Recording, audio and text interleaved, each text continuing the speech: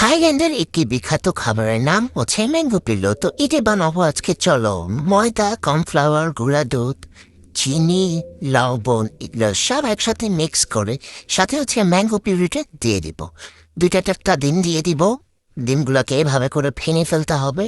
ডিমগুলা দেওয়ার পর একটু তেল দিব। তেল দিয়ে এখন আমার জাদুকরি মেশিনটা চালু করে দিব। সেটা ঘুরতে ঘুরতে থাকবে। এরপর এটার সাথে আমি চাইনিজ একটা ফুড কালার ব্যবহার করব, যেটা নতুন এনেছি। আমি দেখতে অনেক কালারটাও অনেক ভালো আসি।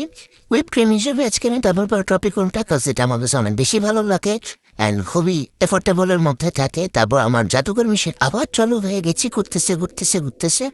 এরপর আমি প্যানের মধ্যে হালকা তেল ব্রাশ করে আমার ব্যাটারটা দিয়ে দিব, যেটা একটু পাতলা কনসিস্টেন্সিতে ছিল। এই পদ্ধতিটা হয়ে যায়, এরকম ফুলে যাবে, বুঝে নেবে যে তোমাদের এটা হয়ে গেছে। তারপর সেই ক্রিমটাকে নিয়ে আমগুলোকে নিয়ে এরকম টুকরা টুকরা করে কেটে যেগুলো বিচিগুলো থাকবে সেগুলো আমার মতো কামড়া খেয়ে ফেলবা। খেয়ে ফেলার পরে এই যে আমার সবগুলো রেডি হয়ে গিয়েছে। এগুলো এত বেশি সফট হয়েছে কি বলবো, তোমরা তো দেখতে পাচ্ছি। এরপর ক্রিমগুলোকে নিয়ে ওগুলোর মধ্যে দিয়ে আমের টুকরাগুলো দিয়ে দিব। এখানে একটা কাহিনী হয়েছে আমার সাথে। কাহিনীটা একটু পড়তে তো এত ঢং করে ভিডিও বানাতে যাই দেখি ওমা আমি তো জিনিসটা উল্টা ধরছি দেখো। পরে আবার কি এগুলা আমি বানানোর পর যখন দেখছি খুবই ইয়া লাগছে। পরে তো সোজাভাবে বানিয়ে সুন্দর সুন্দর পরিবেশন ঠান্ডা ঠান্ডা সবাই ট্রাই করতে করে একবার বলো।